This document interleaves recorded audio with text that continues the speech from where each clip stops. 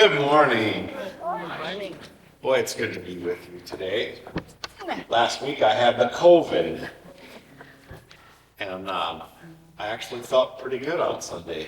I got up and watched the church service at St. Mark's, and I watched the one here from Gary. The CDC came out with new guidelines that said if you're not running a fever, you're not contagious. Well, I wasn't running a fever last Sunday, but they didn't tell us that till Monday. Right. That's good timing right there. So I trust that Matt did a good job. He really got excited about potentially going to seminary after preaching here last week. So he said, I could see in the faces of the people, and I was connecting with them. So You did a good job. I always wonder what that looks like, but It was great. Maybe because we all wear glasses or what? ooh. So Sharon and I initially had a plan of having a luncheon this Wednesday to say thank you to you all for all your love and care and support during our time of grief. And then one by one, people kept calling and saying, well, I can't come that day. Any chance we could change the date? And so we've decided we're going to postpone until the 20th of March, which is roughly the week before Holy Week begins. So that will be a good, fun day. Come at 11:30 for cocktail hour, and I don't know if we'll have cocktail hour. Noon for lunch. We're thinking about making pasties in honor of my mom, because she came over and made pasties for It was everybody. over? Well, they aren't going to be as good, but yeah, we'll give it a shot. Is that all right? And other things. Yeah, we'll figure it out. And we'll have some kind of a side for those who don't trust our pasty making abilities. Oh, we trust the capacity making abilities, no problem. All right, thank you, Mike. See, I connect with Mike. That's good. It's going on. All right. Well, let us Scary. stand and join in our call to worship.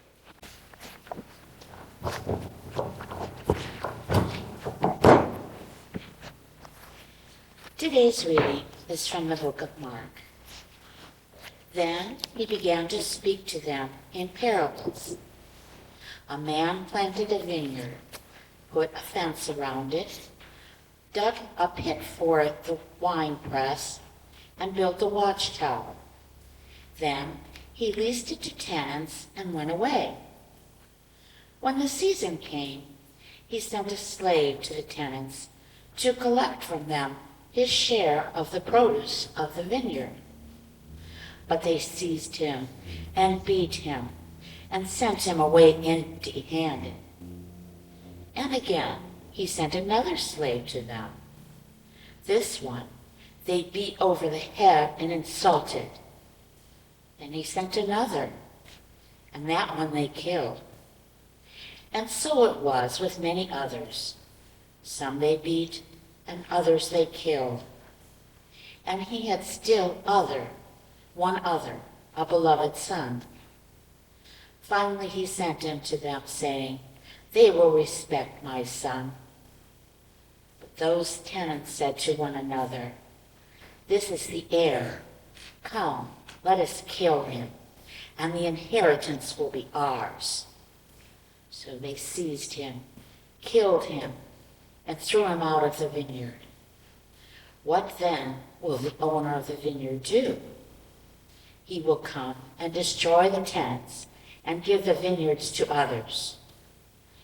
Have you not read this scripture? The stone that the builders rejected has become the cornerstone. This was the Lord's doing, and it was amazing in our eyes. When they realized that he had told this parable against them, they wanted to arrest him, but they feared the crowd, so they left and went away. Then they sent to him some Pharisees and Herodians to trap him in what he said. And they came and said to him, "Teacher, we know that you are sincere and show deference to no one, for you do not regard people with partiality, but teach the way of God in accordance with truth. Is it lawful to pay taxes to Caesar or not? Should we pay them or should we not?" But knowing their hypocrisy, he said to them, "Why are you putting me to the test? Bring me a denarius and let me see it." And they brought one. Then he said to them, "Whose head is on this, and whose title?" They answered, "Caesar's." Jesus said to him, "Give to Caesar the things that are Caesar's, and to God the things that are God's." And they were utterly amazed at him. Here ends today's reading.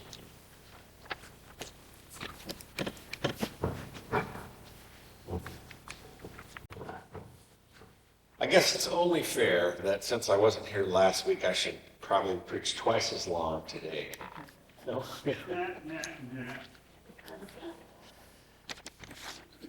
Well, there's a lot going on in this passage, and I'm going to try to help you understand it. After preaching this at the Vine last night on the way home, my wife said, I don't have a clue what that story is about. And I thought, oh, great.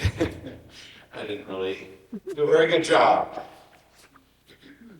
So, the narrative lectionary basically begins in Genesis in the fall, and it marches forward, and it's always chronologically forward until this point. Actually, we have skipped forward ahead of the triumphal entry of Jesus into Jerusalem on a donkey. So if you were to go back a couple chapters, you would have that. And this is what Jesus is doing during Holy Week. He goes to the temple every day and he teaches. People, Jews from all over the world, stream into the holy city, Jerusalem, for Passover and the week preceding Passover. And they hear different rabbis and teachers, politicians, give talks, try to persuade people. And so Jesus was doing what was being done in the temple. He was there, and he was trying to explain something. I think Jesus was trying to help update our view of God. And how does he do that? Well, he digs back into the greatest hits of the Jews, which is Isaiah 5. And in Isaiah 5, this is what happens. Isaiah is singing a song about God's vineyard. And he says that God came and put a fence around it. And he filled it with choice vines. And he dug a wine press. And he put up a watchtower. Exactly the things Jesus is telling us in this parable. Now, Jewish people, by and large, did not read and write. They could maybe write their name. They could sign a contract. That was about it. Couldn't read the contract. So everything was an oral culture. And the way to learn the greatest hits is to hear them over and over and over again. They probably heard Isaiah 5 1,000 times in their lifetime, because they were people of the story. And so when Jesus comes out and he says, there was a man who had a vineyard, and he put a fence around it, and he cleared the stones from it, and he planted choice vines, and he put up a watchtower, and he dug a wine press. They're all kind of going, yeah, we know, Isaiah. We gotcha. But then the story veers off. And Jesus says, and when the owner of the vineyard sent slaves back to collect the produce that was due, they mistreated them. They beat them up. Some of them they killed. And all of a sudden, the people realized that this is not Isaiah 5. There are some different things going on here.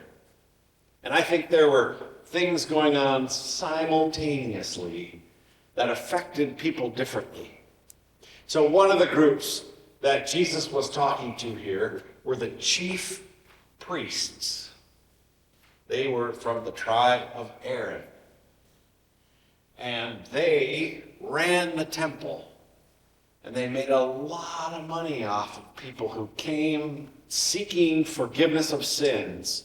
You would go to the temple, and in the outer court, maybe you would purchase an animal, and then you would walk the animal over to the tribe of Aaron representatives, the chief priests, and they would butcher the animal and put it up and sacrifice it in your name to God as a sign of God's forgiving your sin. This is much of where we get our idea of what Jesus came to be about. But if we were to look at what Jesus is saying, and that there were people coming to get the produce from the vineyard, and they were being beaten and killed, it is an indictment of the people running the temple. People are coming for forgiveness, and they're being sent away, beaten up, wounded, some of them even killed. And then finally, the owner of the vineyard sends his beloved son. Well, certainly they will respect my son. We know how that turns out. This made the powers that be, really angry. In the Creed, when we say Jesus was crucified for speaking truth to power, this is what we're talking about. He got a large crowd of people, and he told a story which at first sounded very much like something they would agree with. Because the original story, what happens is that God expected good, fertile grapes and got wild grapes. And this is a message that the temple priests used all the time to make people feel bad about themselves and to seek forgiveness and to offer sacrifices. It is like a treadmill where you can tell people what's wrong with them, but you can also give them the solution to fix it. You got it all wrapped up right here. But Jesus wanted people to see something different. And so what does he say? He quotes from Psalm 82. And if you went to Psalm 82, maybe this afternoon, you would see that it talks specifically, calls out the sons of Aaron. And then you go down a little further and it says this: the stone the builders rejected has become the cornerstone.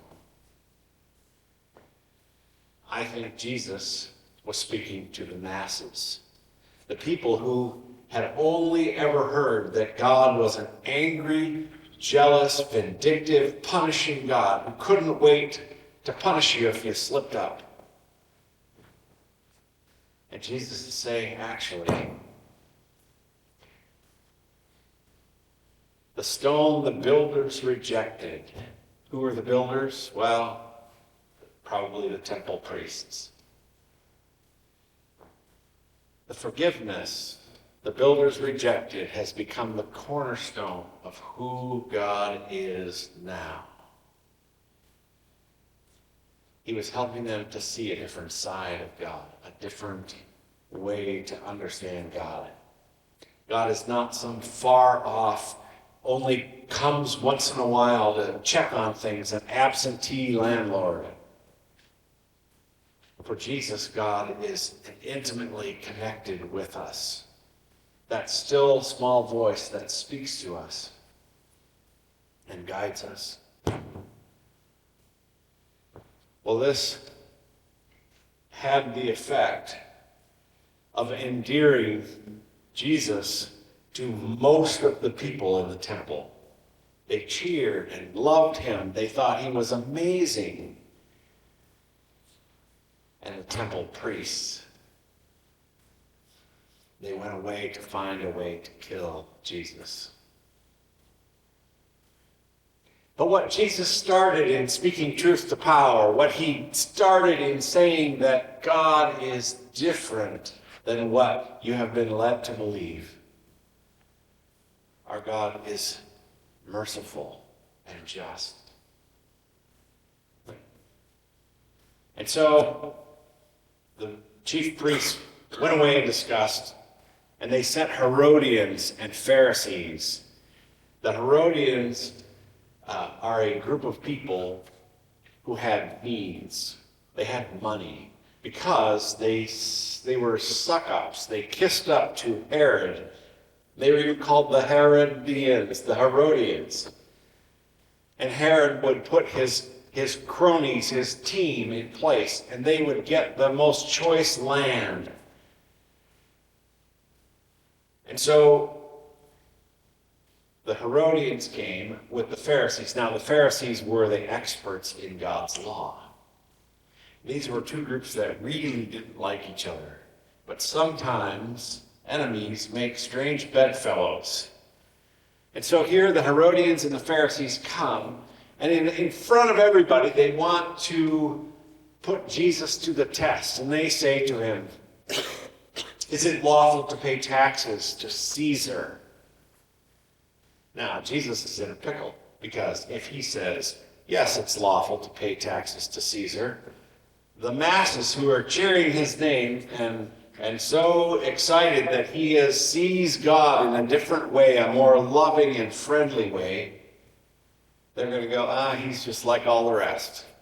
He's here to get what he can for Rome and from us. But if he says, it is not lawful, you don't have to pay your taxes. Trust me. If you have any trouble, have him come and talk to me. If he says, you don't have to pay taxes, the Herodians are going to report this to Rome. Probably first to Herod. And they'll have him arrested. And that'll be the end of it. So what does Jesus do? It's very clever. He asks, does anybody have a denarius? Now, a denarius is a Roman coin. And God-fearing Jews would have nothing to do with Roman money. They would not accept it. It was unclean.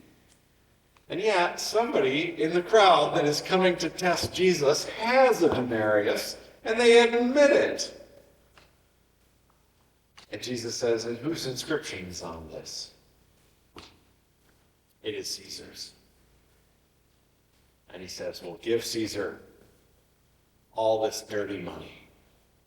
Give Caesar what is his. But give God what belongs to God. And all the Jews knew that Jesus was doing something amazing. He was helping them to see a new way to live.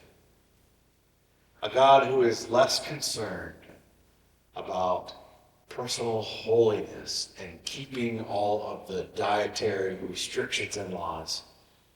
And a God who is interested in creating loving community.